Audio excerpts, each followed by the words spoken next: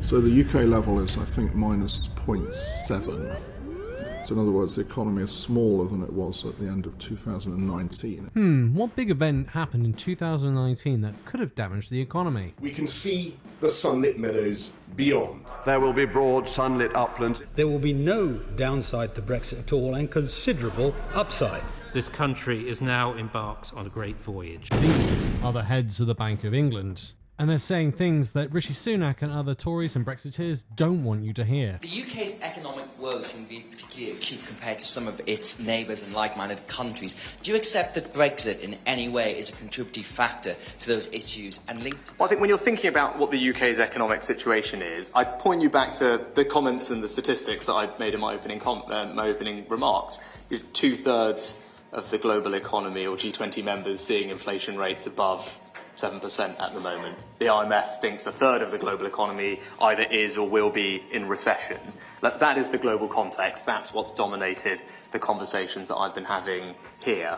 And we know why that is. It's the legacy of COVID, and it's, of course, what Putin is doing that is driving up energy and indeed food prices. And if you talk to... And this is what the heads of the Bank of England had to say. I'm going to bring the B word in again, because we haven't talked about it for a long time. And we all know that it's 4.5% before the Brexiteers join the committee. I think there are a few, I'm sure, who'll join us. But the point is that with a 4% hit on GDP in the long term, I wonder if you can comment on that. The former NPC member Michael Saunders. And this is Michael Saunders. Here's what he had to say. Brexit. London's lost its crown to Paris as the biggest stock market in Europe. Is the City of London permanently damaged by Brexit? I would cast the net wider than that. The UK economy as a whole has been permanently damaged by Brexit. It's reduced the economy's potential output significantly, eroded business investment. I mean, look, if we hadn't had Brexit, we probably wouldn't be talking about an austerity budget this week. The need for tax rises, spending cuts, wouldn't be there if Brexit hadn't reduced the economy's potential output so much. What do you make of these comments, and do you agree that there's self-harm that's been done to our economy, and these shocks that we've had since have made us more vulnerable than other economies? Yeah, I mean, I think, and we've talked about this a lot of times before, I mean, I think the bank's assessment, and we use this in the forecasts on the Brexit impact, really hasn't changed actually since the sort of work that was done. Doesn't it in effect compound the problem? Well, I think I was going to follow up and say, I mean, this work, I think Ben and I did, because I wasn't at the bank at the time, but this was done pretty soon after the referendum. It essentially assumes that there is a long run downshift in the level of productivity. I think of around, it's a bit over 3%, and that at least 2 of those comes sort of fairly well forward in the time frame. And I think it's fair to say I don't think anything we've seen so far changes our view on that. We haven't changed our view on that so far. And it's amazing to hear isolationists talk about the benefits of Brexit today. But the problem is the benefits are subjective, aren't they? So one man's benefit is another man's lack of benefit. So this is what they had to say about trade. It's undeniable now that we're seeing much bigger slowdown in trade in the UK compared to the rest of the world. That's showing up despite the statistics having been much worse than they used to be, there being a discontinuity, but people have tried to do various ways of trying to correct for those things. There's also the services export side, which we don't have very much contaminated statistics for, so I can say that much more confidently, that there again we're seeing a really strong stagnation. So we're definitely performing below trend in terms of the exports numbers, in terms of the imports, even probably a bit bigger than that. Yep. Then what's happening now, we're starting to now see the trade numbers react to the Brexit, the actual TCA impact. And that's what I mentioned in the beginning, that we're definitely underperforming compared to our peers, both in terms of what we're sending to the EU, as well as in terms of what we're sending to the rest of the world. But of course, remember, the country as a whole will be better off, that the economy as a whole will grow after Brexit.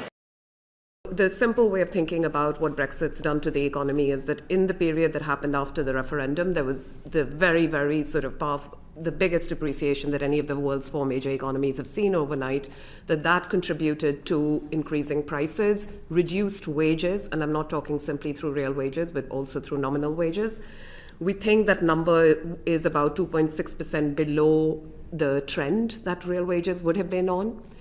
After that came, sort of soon afterwards and before the TCA happened, came the effects from the uncertainty that was unleashed, which basically translates into reduced business investment. I'm less certain of the FDI. FDI being foreign direct investment, the purpose of that being to actually get businesses from abroad or rich people from abroad to invest in the UK. And that's why old Lettershead was trying to get the taxes down to get foreign investment back in. So from all of that, you're starting to see a pattern. The Bank of England is saying one thing, the Tories are saying another, and we can see that all the Brexiteers, the isolationists, they are obsessed with telling us that the economy was going to be great, but as you can tell, it's completely knackered. Britain will thrive and prosper. And the small firms are the ones that are most damaged because the cost of the paperwork and so forth is a barrier. It's not just small firms in the UK who want to export. Just have a listen to this UK trader talking about what it's like to trade with the EU. I can spend half a day filling in paperwork.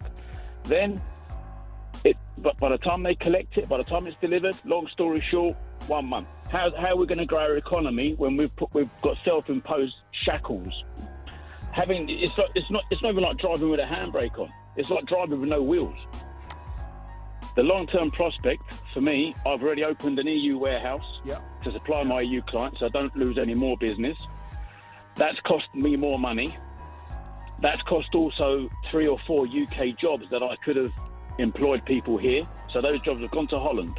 Well done, Nigel and Boris, for bringing us out of the EU. Everything they said was a lie.